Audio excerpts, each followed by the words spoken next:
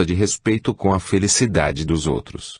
Se nos decidirmos a trabalhar, não teremos o que protestar. Trabalhar como a abelha na colmeia.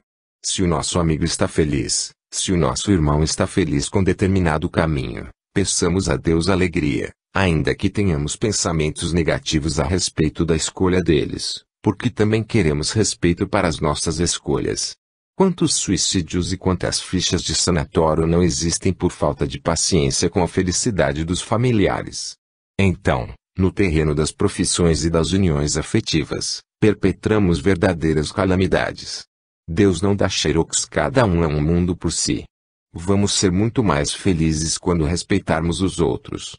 Na hora do sofrimento teremos alguém a nos reconfortar, mas é muito difícil ficarmos sinceramente alegres por vê-los contentes. Mas que alegria, meu Deus, por ver esse amigo feliz.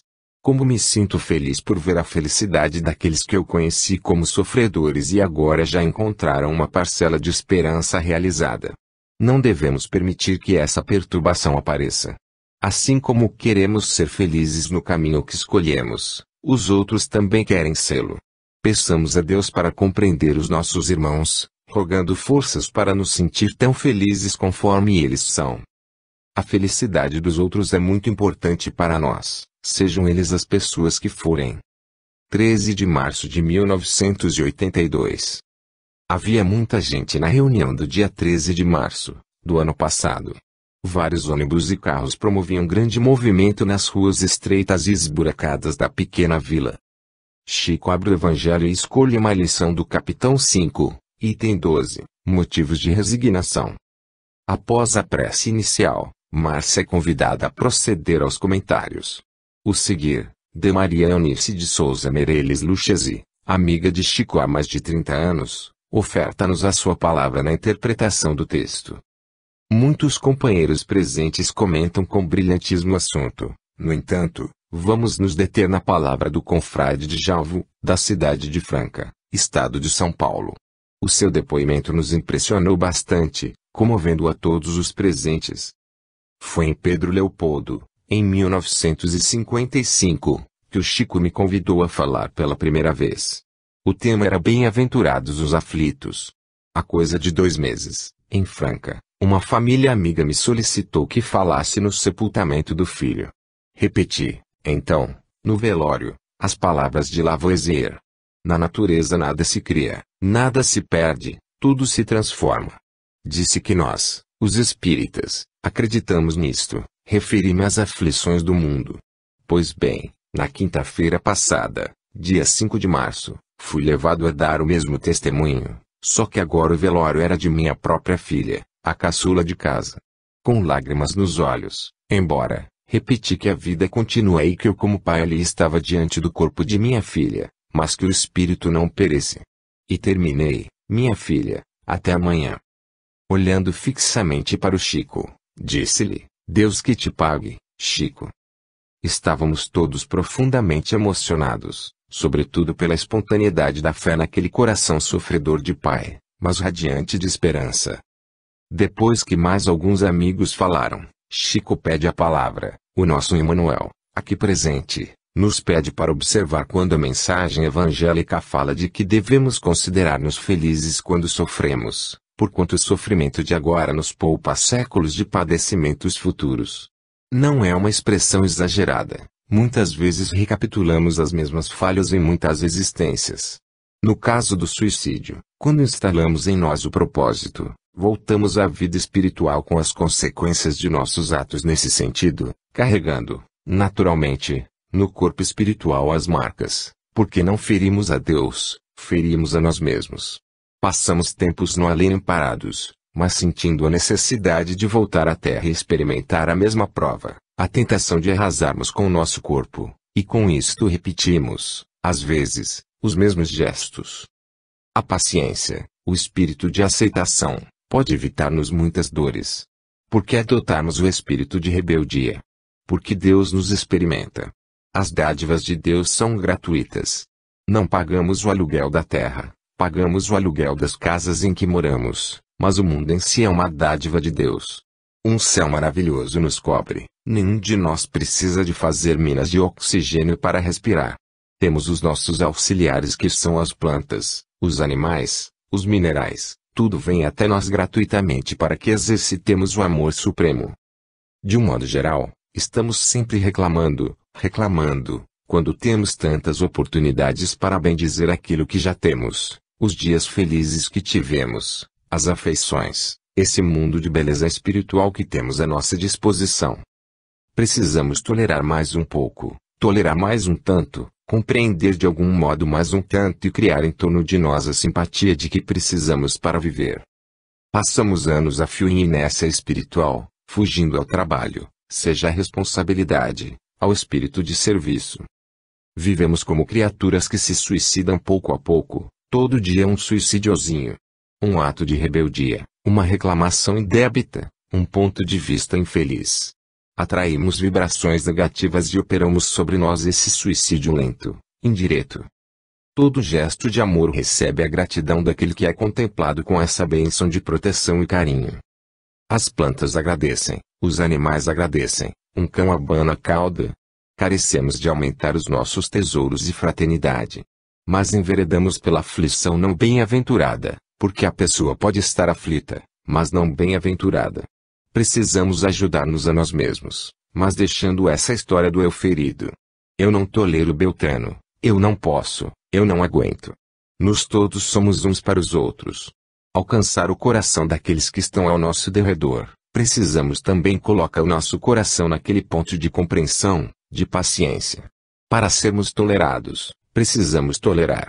Dar algo de bom de nosso coração, nossas palavras, nossos pensamentos, estendendo, a pessoa que está no estado de angústia, a esperança.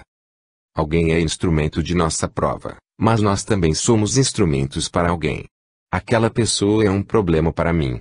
Nós também somos um problema para aquela pessoa, porque tudo é recíproco. Não podemos chegar à porta dos nossos inimigos e pedir perdão, não é assim porque estaremos humilhando a pessoa, colocando-nos na posição de bons.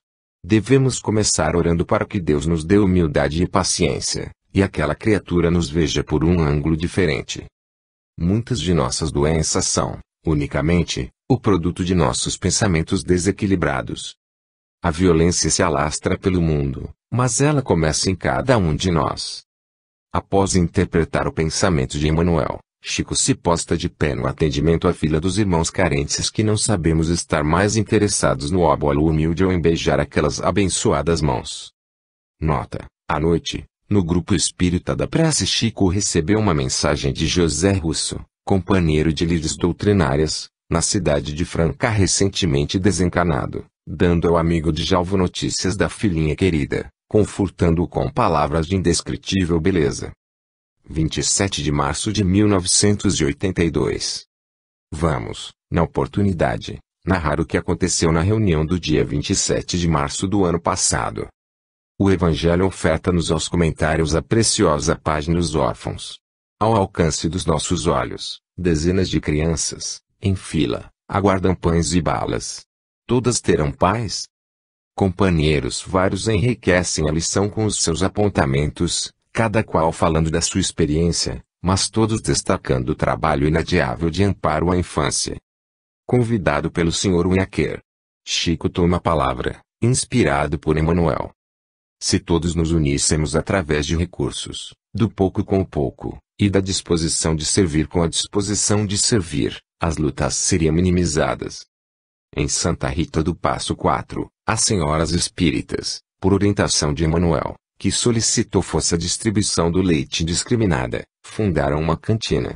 As senhoras, a princípio, se sentiram em dificuldade, porque muitas crianças de lares abastados compareciam também.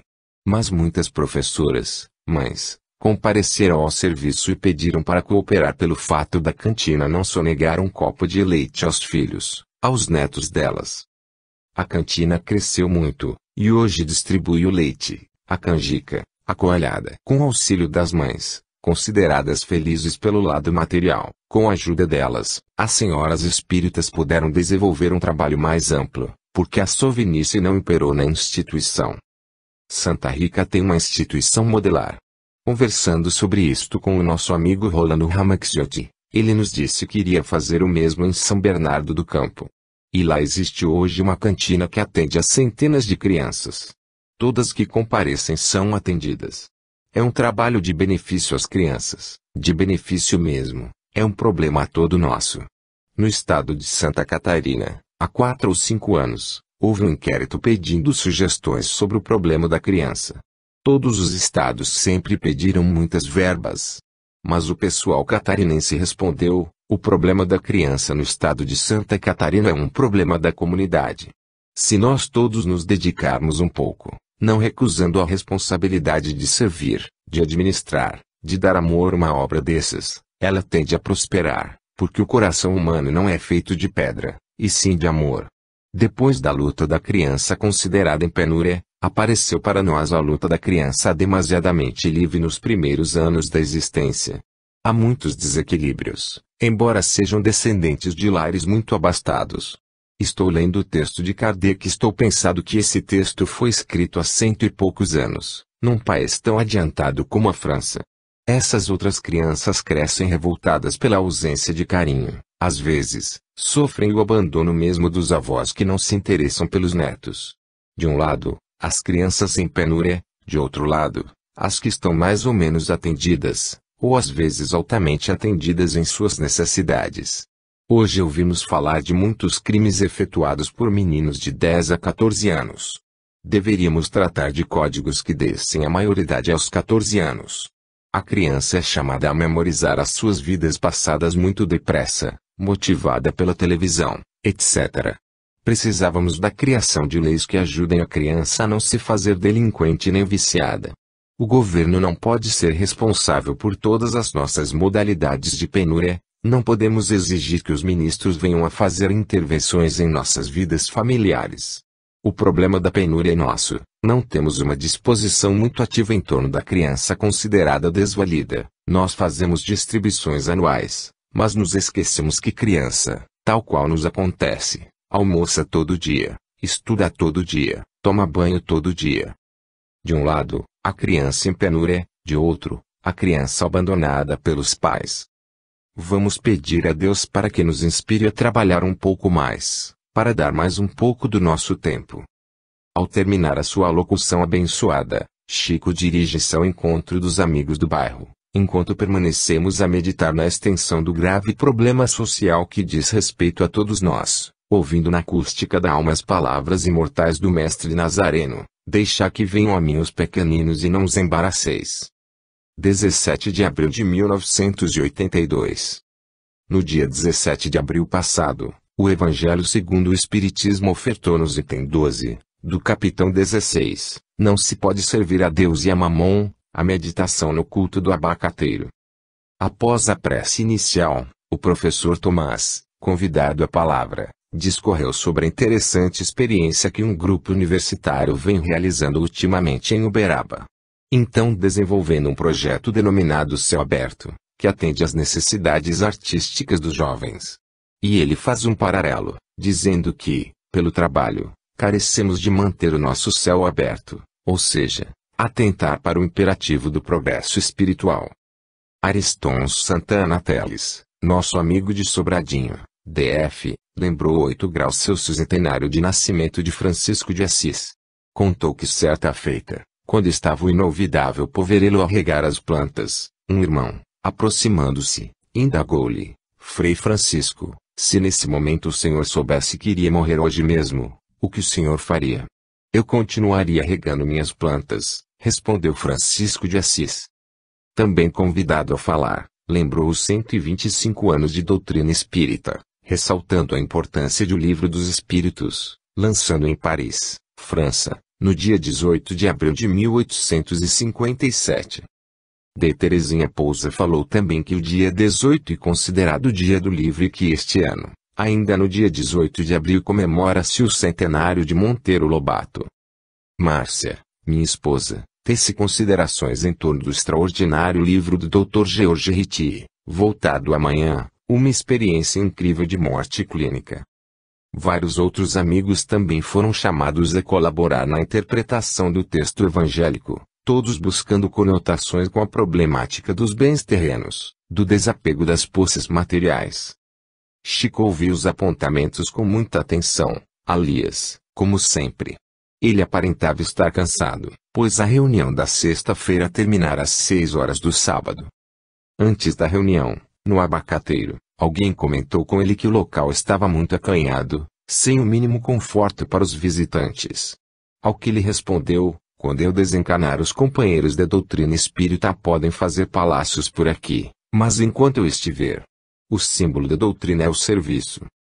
Agora ele se preparava para comentar o Evangelho, convidado também pelo Sr. Joaquim Batista. Fez um apanhado do que todos nós havíamos falado e foi além. Vejamos. Não tenho mesmo nem condições físicas para falar, mas o nosso Emmanuel, aqui presente, me pede para dizer alguma coisa. Temos o precursor do céu aberto em Jesus Cristo, que ensinou nas praças públicas e deixou o sermão da montanha em pleno ar livre, falando milhares de pessoas de todas as condições, ensinando o amor, a misericórdia, a brandura, a paz. O sermão da montanha representa para muitos dos estudiosos do progresso humano, o maior documento da humanidade. Jesus nos ensinou, sobretudo, a despertar o nosso coração para o amor, e Allan Kardec prosseguiu nessa tarefa doando-nos o Livro dos Espíritos, que contém os ensinamentos do amor. Jesus ensinou em barcos emprestados, ensinou em bancos públicos, nas praças em que comparecia, nos montes, nos lares de companheiros. O Evangelho nos relata que muitas vezes ele ensinou na casa de Pedro, isto é, na casa de Pedro, por empréstimo. A única propriedade do Cristo foi a cruz. A cruz do Cristo foi a única propriedade de que ele foi o único dono. Não se fala de uma casa do Cristo, de um território do Cristo, mas a cruz do Cristo é muito recordada, uma de nossas irmãs convidada a falar. Da Marilene Paranhos da Silva, havia contado um episódio de Irmão X sobre 3 cruzes. Todos carregamos a cruz que é nossa. Cruzes inventadas com as nossas preocupações excessivas sobre a vida material. Nenhum de nós por enquanto, soube se acomodar com o necessário. Libertação de Francisco de Assis que pode, com muita grandeza, ser pequenino. E o esforço a que estamos sendo convidados. Temos a preocupação com o pão do mês, quando Jesus ensinou, o pão nosso de cada dia dai-nos hoje. Acumulamos sem saber se vamos viver até amanhã. Desprendimento pessoal um pouco maior. Peçamos a Deus para não estar guardando sobras desnecessárias, pois representa falta na casa do vizinho. Porque havemos de ajuntar tanta coisa de que nos vamos cansar brevemente. Tanta coisa que vai simplesmente definir conflitos, dissensões de famílias. Quando nós podemos ter apenas uma casa confortável para nós e para nossa família. São preocupações que precisamos deixar. Fazemos regime para emagrecer. Compramos livros, vamos aos especialistas. E natural, precisamos de saúde, de corpo mais livre. Fazemos ginástica para ter elegância física. Porque não podemos fazer um pouco de regime de desprendimento. Às vezes, o pão apodrece dentro da nossa casa. Uma campeã de futebol treina todo dia, treina sem parar. E muito importante isto. O futebol é um tema de aproximação entre nós neste mundo. Mas se não podemos ser campeões do desprendimento, porque aqui não podemos ser aprendizes do desprendimento. Temos de liberar muita coisa que está sobrando, inclusive até mesmo tempo. Temos muito tempo para visitar um doente, para ajudar alguém a compreender determinado trecho de leitura. Falando de mim, não interpretando neste momento o pensamento de Emmanuel, também tenho muitos erros, desperdiço muita coisa. Precisamos desprender enquanto é tempo, porque num futuro breve ou remoto, teremos que deixar tudo. Deixar tudo de roldão, porque a desencarnação não espera ninguém. Vamos pedir a Deus que nos dê compreensão. E muito mais difícil ser-se sofisticados. No entanto, hoje, sofisticado é quase que moda. Eu preciso de status, dizemos. Isso é modo de estabelecer diferença de padrão, é o que o nosso Emmanuel nos pede para dizer. Enquanto refletíamos sobre o que acabáramos de ouvir, o nosso irmão Eurípides era convidado à prece final. 05 de maio de 1982. Na reunião do dia 5 de maio deste ano, a tarde se mostrava muito fria. Todos ali estávamos protegidos por grossos agasalhos, contrastando com a maioria dos irmãos que residem no bairro. Muitas crianças pisavam com os pés desprotegidos a terra úmida. mas a alegria era tesouro comum a todos nós. Visivelmente cansado, mas firme, Chico desce do carro que o conduz. Muitos companheiros disputam seu aperto de mão, um sorriso. Como de hábito, o professor Tomás faz a prece. Tomando a palavra, Chico explica que ali estamos hospedados pelos irmãos que nos recebem para a confraternização. Sua voz soa baixinho, mas ele não se preocupa em que o ouçam. Muitos companheiros já lhe sugeriram colocar algumas caixas de som no ambiente, mas, delicadamente, ele se esquivou. O Evangelho nos proporciona a meditação item 4 do capítulo 11, amar o próximo como a si mesmo. O professor Tomás diz que em torno do próximo gravitam todas as nossas decisões, que precisamos, portanto, desejar para o próximo aquilo que desejamos para nós mesmos. Damarilene, que sempre enriquece os seus comentários com uma narrativa do irmão Xisoneio Lúcio, afirma que pertencemos todos nós, queiramos ou não, à mesma família. Por nossa vez, recordamos uma frase incerta na carta que nos enviou um reeducando da cadeia pública de Uberaba: o coração é seu, pode sofrer, o rosto é do próximo, deve sorrir. De Elba, de Goiânia, desenvolve o tema a partir da colocação de que, quanto mais dermos na horizontal, mais receberemos na vertical. E ela fala com a autoridade moral de quem vem sendo, há muitos anos, uma benfeitora dos ancenianos. De Terezinha Pousa afirma que amar o próximo é libertar-se, recordando a página de Maria Dolores, pelo nosso Chico, intitulado O Irmão do Caminho. De Tânia diz: está provado que tudo o que fizermos de bom ou de mal ao nosso semelhante, vai repercutir em nós mesmos. De Sônia Barçante, distinta diretora do Departamento de Evangelização da Criança da Aliança Municipal Espírita de Uberaba, considera que todos reencarnamos com um só objetivo: reeducar os nossos espíritos. Através do amor ao próximo temos lições que devem ser repetidas todos os dias. Agora, Senhor Ueque solicita ao Chico para falar um pouquinho.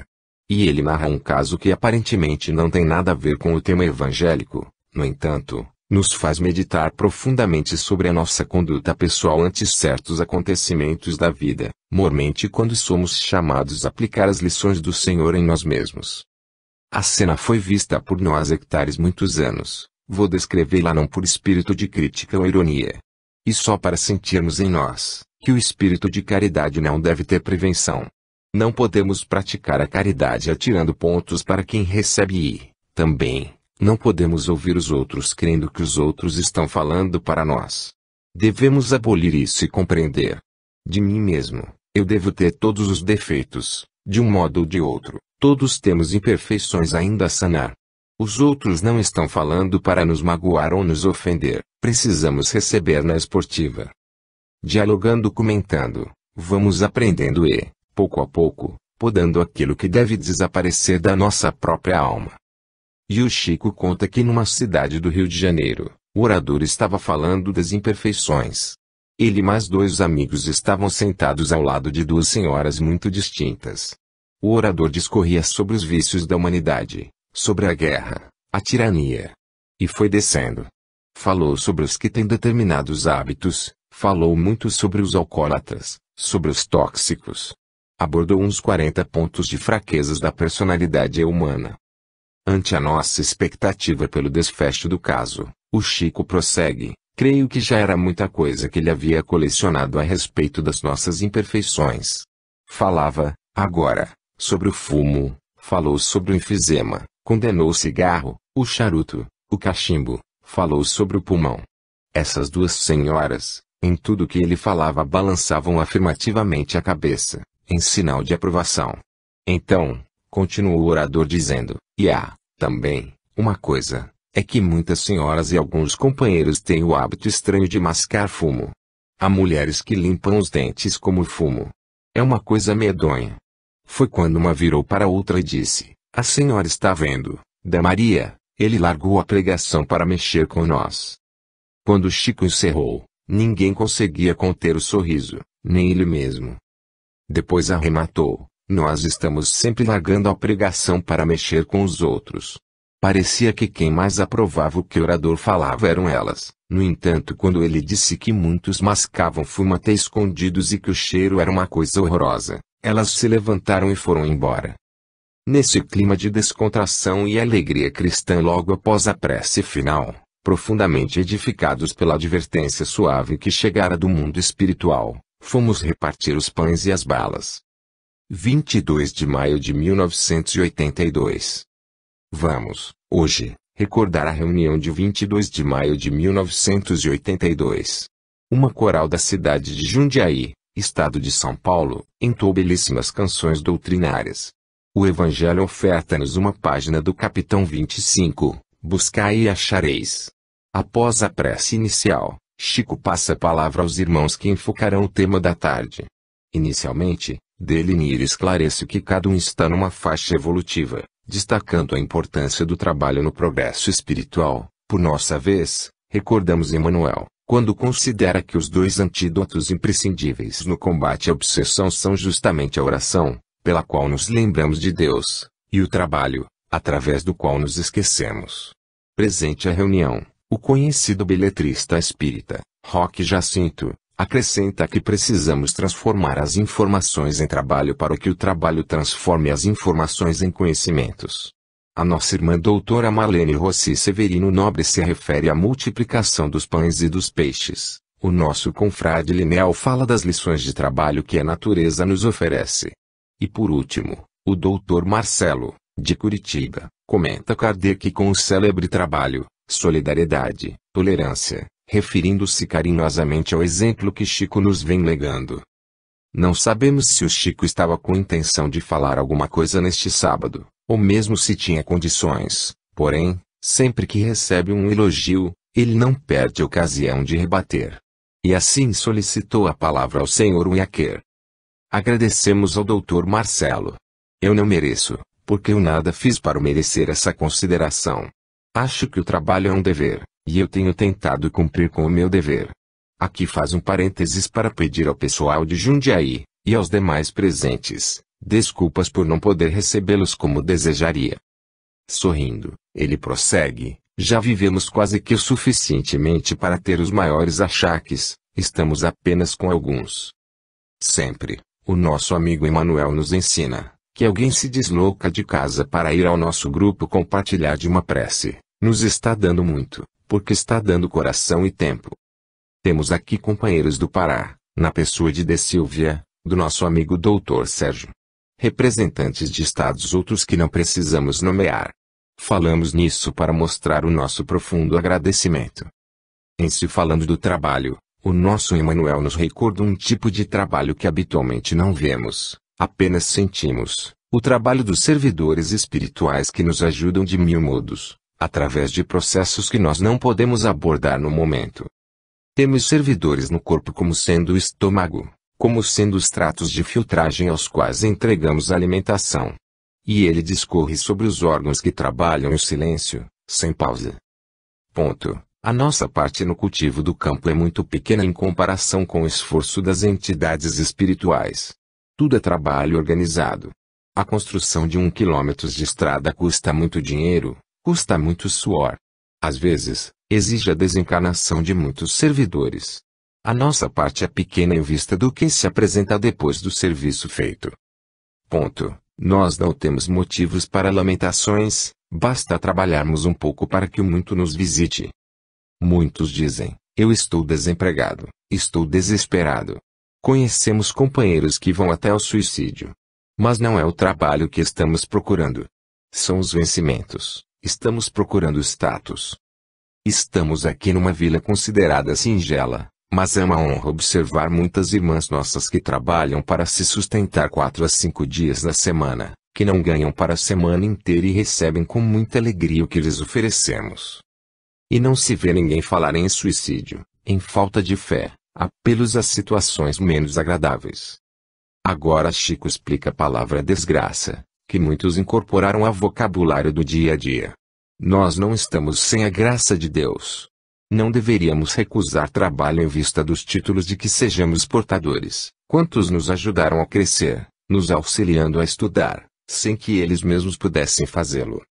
Precisamos cumprir como nosso dever de sermos mais úteis. Com a prece de encerramento, passamos a distribuição dos óbolos com os companheiros de aprendizado na terra, meditando no quanto ainda nos cabe aprender. O caminho é longo, mas é preciso dar o primeiro passo. Com a doutrina espírita, graças a Deus já iniciamos a jornada. 29 de maio de 1982. No dia 29 de maio do ano em curso, muitos amigos estavam presentes ao culto no Abacateiro. Chico mostrava alegre, bem disposto. Ali, antecedendo a reunião propriamente dita, espíritas de várias partes do Brasil trocavam ideias e impressões sobre a tarefa. Sem dúvida, era uma excelente oportunidade de confraternização. Com a prece inicial proferida pelo professor Tomás, teve início a reunião com o Evangelho segundo o Espiritismo, ofertando-nos aos estudos capítulo 7, Bem-aventurados os pobres de espíritos. O próprio professor Tomás começou os comentários dando a dimensão de tempo a ser utilizada pela palavra de cada um, geralmente de 2 a 4 minutos. O critério adotado é excelente, porquanto todos têm oportunidades de falar alguma coisa. Um amigo, o Sr. Orlando do Grupo Ideal, Instituto de Divulgação Editora André Luiz, considerou que, não raro, estamos a desagradar a Deus através dos nossos atos.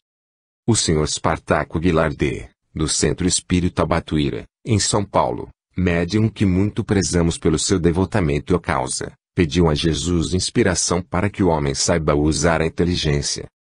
Também chamado a colaborar na palavra, lembrei que os que crucificaram Jesus foram os doutos e não os pobres de espírito. Damarilene disse que cada um responderá pelo mal ou bom uso da inteligência. Dr. Delfino, Goiânia, frisou que carecemos de aformosear o coração, aproximando-nos do Evangelho. Rubens Germinazzi recordou o alerta Amai-vos e instruir-vos, do Espírito da Verdade. De Elba, esposa do professor Múcio, Goiânia, considerou que apenas através do amor teremos condições de usar a inteligência para a paz. Agora, convidado a falar pelo Sr. Uiaquer, o nosso Chico, visualmente mediunizado por Emmanuel, assim se pronunciou numa síntese admirável. Observar a necessidade do discernimento e do sentimento, da razão e do ideal, do cérebro e do coração. Simbolicamente, o nosso cérebro foi colocado acima de todas as demais faculdades. A razão deve inspirar todas as nossas atitudes e conferir os nossos pensamentos do ponto de vista da conveniência. Mas, a vida em si comando de todos os fenômenos em derredor de nós, e dentro de nós, está incorporada no coração. Quando o nosso corpo se forma, no claustro materno, uma das primeiras manifestações é o coração palpitando. Nos casos de saúde, a medicina se preocupa com a chamada parada cardíaca. O coração governa a vida. Parada cardíaca pode afetar o cérebro.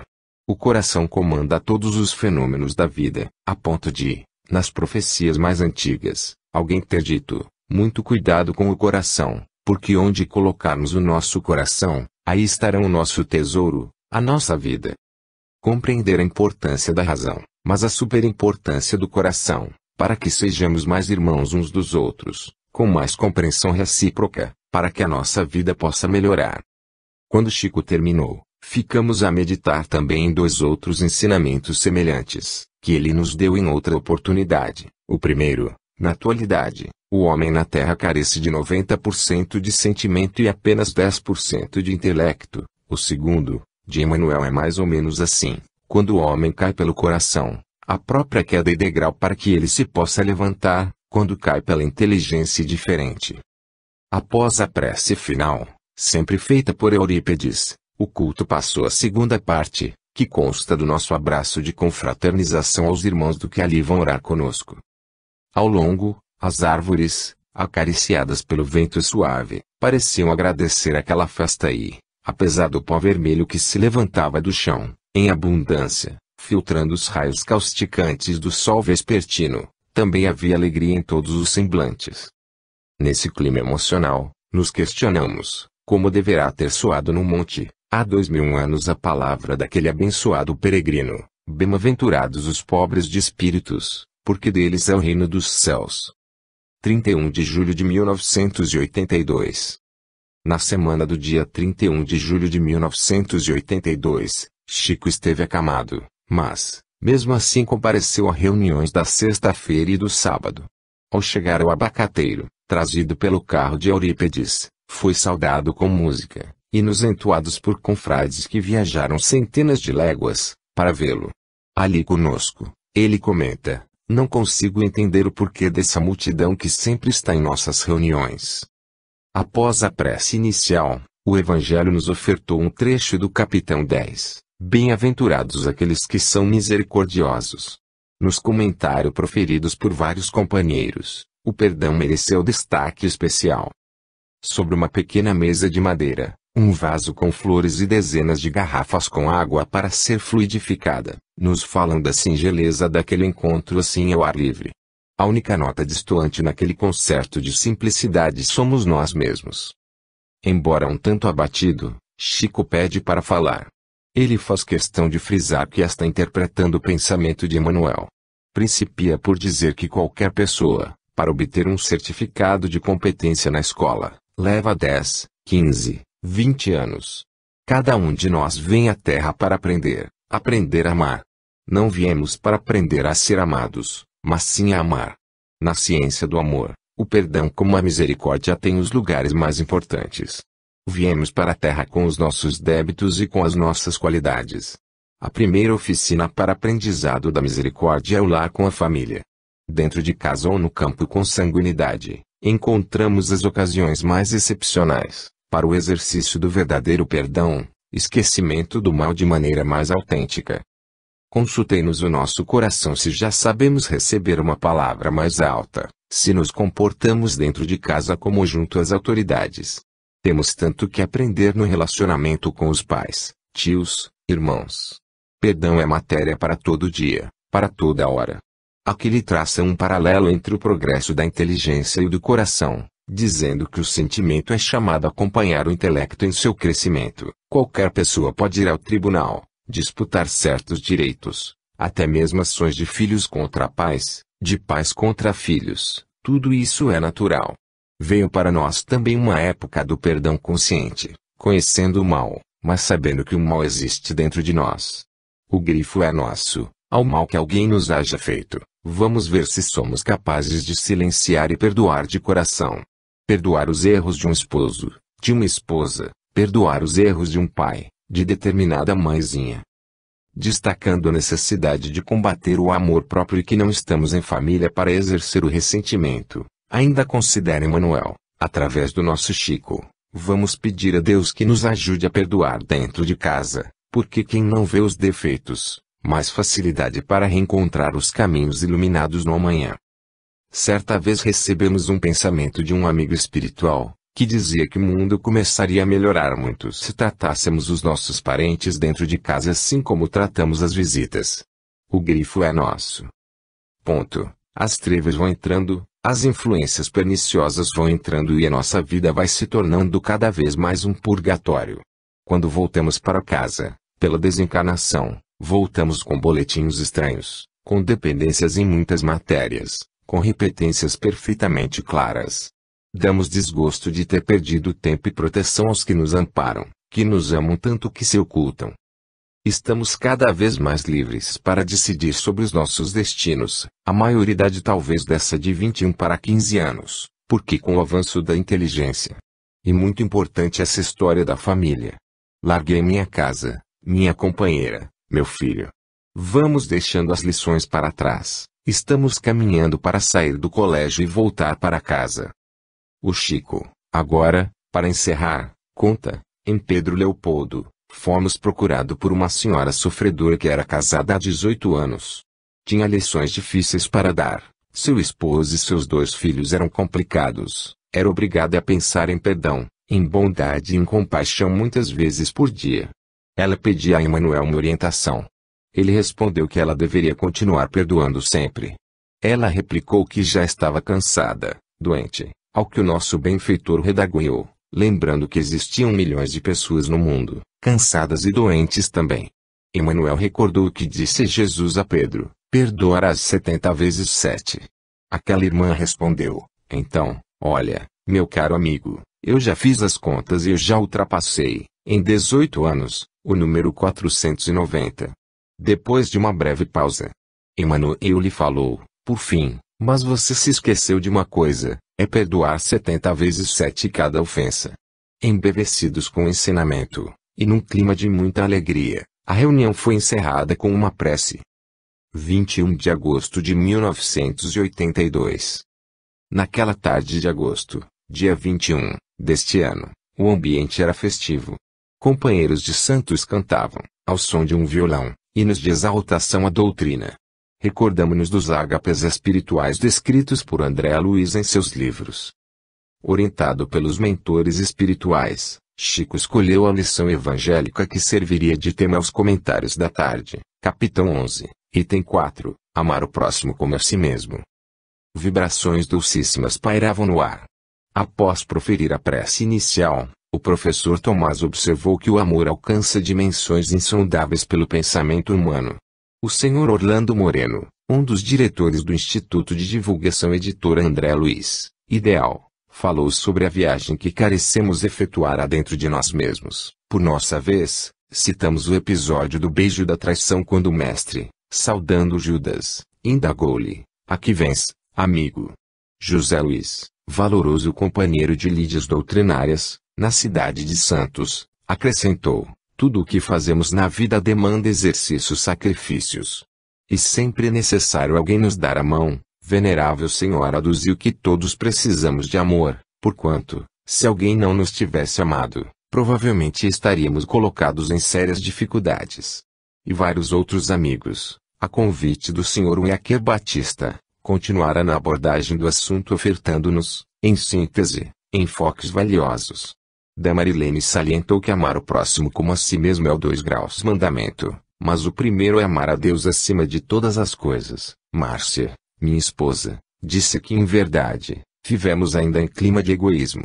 Trazemos dentro de nós certos preconceitos, mas o amor nos aproxima de Deus, enquanto o ódio dele nos afasta. De Sônia Barçante se referiu à exemplificação de Jesus. De Tânia sentenciou que quando a gente está bem com o próximo, a gente está bem com a gente mesma. Todo o caminho é feito por aqueles que têm a coragem de caminhar. De Terezinha Pousa citou um espírito amigo que escreveu: "Quando o amor não vem à frente, a dor vem andando atrás." Naqueles instantes a inspiração do mundo espiritual parecia derramar-se em todas as mentes e corações. Se pudéssemos ver o que se passava na paisagem espiritual. Por mais de uma vez, reparamos que dos olhos de Chico Xavier, que contemplavam os seus, escorriam grossas lágrimas. Agora, para nossa alegria, Chico foi convidado aos comentários. E ele falou com sua voz que nos cativa. Sinto-me ante o impositivo de pedir desculpas a tantos amigos e tantos companheiros que nos visitam e aos quais eu não tenho podido corresponder com a minha presença, com a minha hospitalidade. Sem qualquer ideia de fazer humorismo, eu peço perdão a todos. Mas procuramos um meio de racionalizar o assunto. Eu sempre dispus de um companheiro que me auxiliou nos momentos difíceis da vida. Ele estava sempre pronto a me auxiliar, a me estender as mãos. Eu estou espiritualmente na melhor saúde e no meu melhor bom humor possível, conquanto a minha indigência. Mas esse amigo mudou bastante e eu tive de levá-lo ao médico. Tive de fazer exames e os exames vieram com algum comprometimento. Se eu quero sentar, ele quer a cama. Se eu me levanto, ele quer sentar. Se quero ir a algum lugar, ele tem dificuldade em me acompanhar. Esse amigo já ultrapassou os 70 janeiros. Ele quer a cadeira de balanço. E eu lutando com esse amigo. Não tenho podido estar com os meus amigos, como eu queria. Estou pedindo tolerância, perdão, paciência e bondade a todos, porque esse amigo está na condição de um obsessor pacífico ou amigo alterado. Esse amigo alterado é o meu corpo. Eu estou muito bem, mas o meu corpo tem me trazido tantos requerimentos, tantos como se eu estivesse trabalhando no Ministério do Trabalho. Lembro-me de uma narrativa.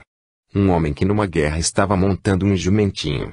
Ele esporeou o jumento e disse: "Você faça o favor de andar mais depressa, porque assim eu vou ganhar do general fulano, com uma vantagem muito grande."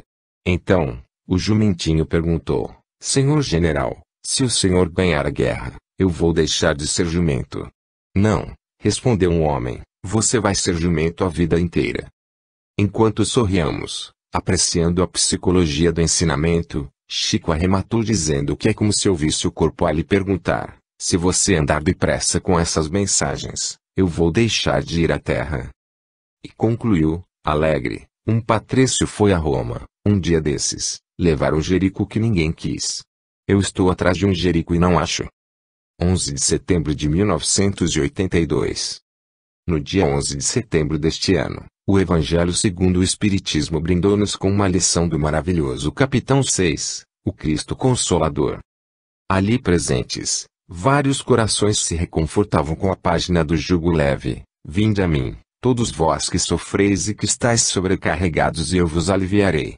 Tomai meu jugo sobre vós, e aprendei de mim, que sou brando e humilde de coração, e encontrareis o repouso de vossas almas, porque meu jugo é suave e meu fardo é leve. Mateus, capítulo 11, v. 28, 29, 30. A tarde se mostrava belíssima, com um leve soprar de perfumada brisa que o vento furtara as flores do campo.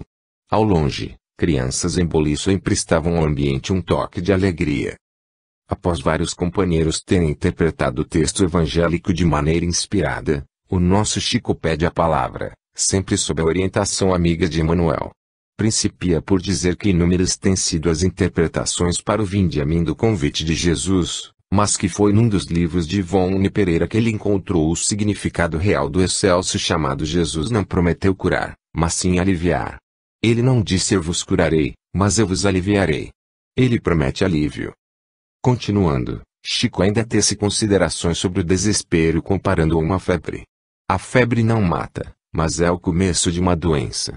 O desespero não nos leva a morrer, mas pode nos conduzir a gestos extremos. Comentando que os hospitais psiquiátricos estão repletos dos que são atacados pela febre e desespero, ele explica que Jesus nos pede resignação como preservativo do equilíbrio, da paz. E encontrareis o repouso de vossas almas. O desespero é uma febre de inadaptação às leis divinas, é falta de aceitação da vida que se tem. Agora Chico passa a contar que um aprendiz, chegando perto de um pastor de ovelhas, perguntou: se uma ovelha cair na fossa, o que você fará? O pastor respondeu: eu a tiro e carrego. Mas, e se a ovelha se machucar, se estiver ferida? Tornou o aprendiz: eu a curo, e mesmo se estiver sangrando eu a carrego. Retrucou o pastor. O aprendiz pensou demoradamente e indagou, por fim: mas e se a ovelha fugir para muito longe, léguas e léguas? O pastor, zeloso e experimentado, fitando o grande rebanho que pastava no vale, respondeu: eu não posso ir atrás, porque eu não posso deixar todo o rebanho por causa de uma rebelde. Eu mando o cão buscá-la.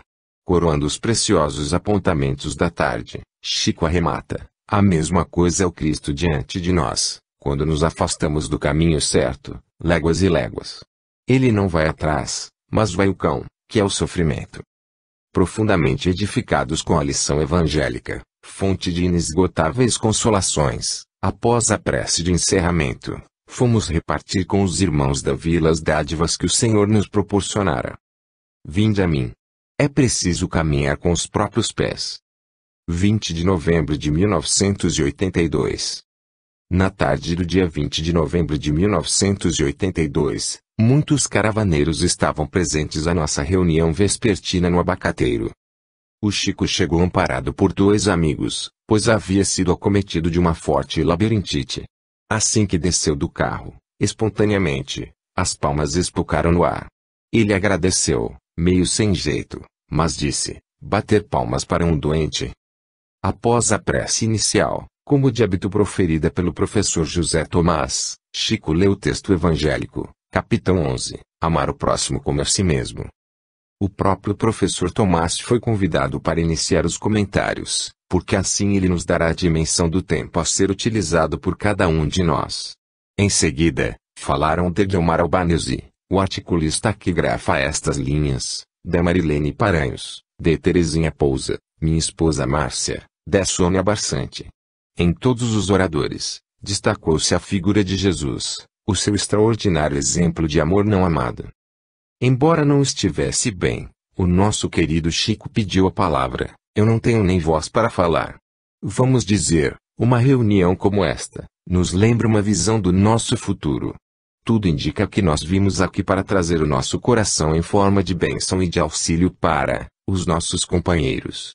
E bem verdade que isto acontece, porque somos chamados à confraternização, Somos chamados pelas circunstâncias a nos renovar, para pensarmos que, um dia, cada um de nós estará no seio de uma comunidade em que será conhecido de 2, 3 ou 4 e será desconhecido dos demais, mas todos estaremos unidos no amor de Jesus Cristo. Imaginem que nós todos perdemos o corpo físico ontem. Mas não perdemos o nosso sentido de viver, porque somos eternos. Então o nosso instinto funcionaria procurando a companhia de outras pessoas. Estaríamos aqui à procura de fazer alguma coisa, a sermos aproveitados nisso ou naquilo. Não temos méritos para subir aos céus, mas também nos acreditamos filhos de Deus e não seríamos enviados a regiões inferiores. Não deixaríamos de ser nós mesmos, cada qual com aquilo que fez, com as imperfeições que cada um de nós, especialmente eu, trazemos de vidas passadas. Todos estaríamos ajustando os nossos pensamentos para saber a quem e que poderia ensinar, encaminhar, maternar crianças abandonadas. Procuraríamos, enfim, um meio de trabalhar e de servir. Uma reunião como esta nos lembra reuniões que faremos futuramente. Quando chegarmos ao mundo espiritual, procuraremos os que pensam de um modo semelhante ao nosso para sabermos o que vamos fazer. Procuremos fazê-lo então, desde agora. Estamos numa reunião, em que o acesso é dado a todos, para que não haja nenhuma desculpa. Estamos no mesmo chão, debaixo do mesmo teto. Não temos diferenças do ponto de vista social, senão o respeito que devemos a cada um. Sermos como somos, vestirmos o que pudermos.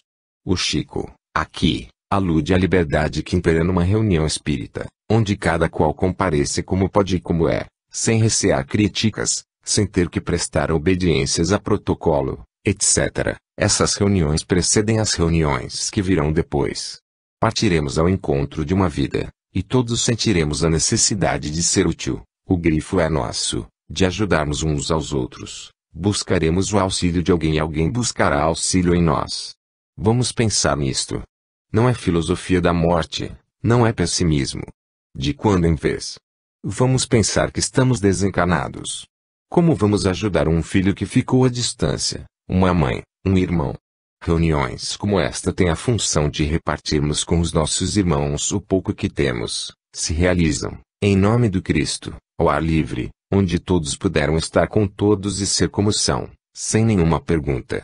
Estamos livres para pensar que somos eternos e que vamos facear esta situação em outros planos. Isto pode, de certo modo, ativar a nossa marcha para frente e a nossa melhoria dentro de nós mesmos. É o que diz o nosso Emmanuel. O vento varria as ruas empoeiradas da vila, provocando evoluções aéreas das folhas que haviam despencado das árvores.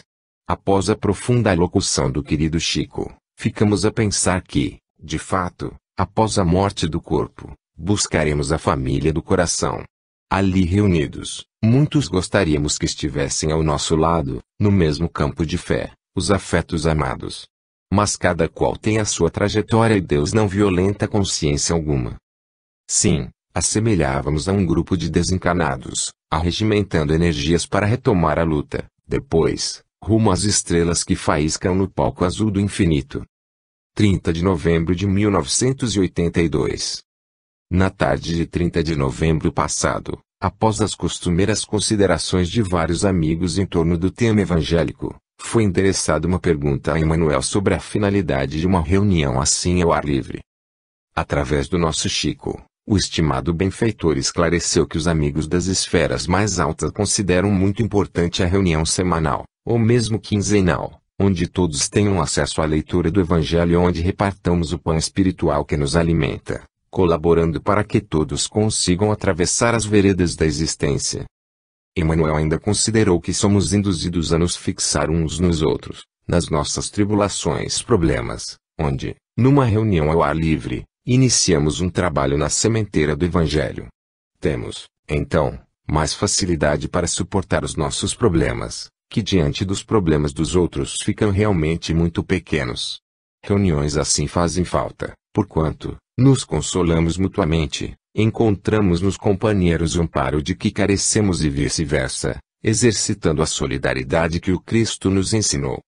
Prosseguindo, o Chico desenvolveu o que a nossa irmã Márcia havia comentado sobre a cruz de Jesus.